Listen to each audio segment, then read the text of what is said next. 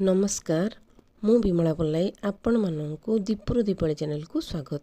राखी पूर्णिमा अवसर रे समस्त भाई भौणी मानू हार्दिक शुभेच्छा और शुभकामना। कविताटीर शीर्षक आसी राखी पूर्णिमा। गाँरु सहर चहल पड़ी आसी राखी पूर्णिमा।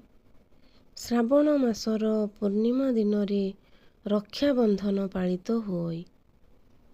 आराध्य देवता बलदेवंकर जन्मदिन रे आजी आशीष मनासे भाई पाई पुणी प्रभुंको आशीष मागी।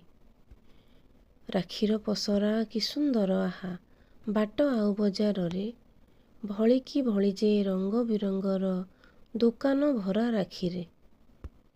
भाई भौणींको पवित्र बंधन संपर्कर मुख साक्षी रक्षा कवच रक्षा सूताटी होई थाए मन लाखी। प्रति भौणींको मन भारी खुशी रखे से राखी सजाई।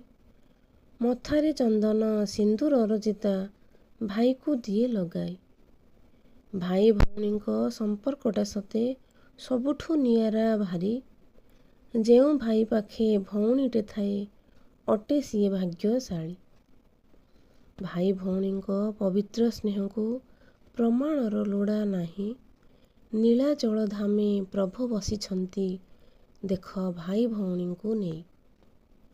भाई भौणींको स्नेहर बंधन सबुदिन पाई थिबो। भौणी सुरक्षा भाईर कर्तव्य जुगे जुगे रही थिबो।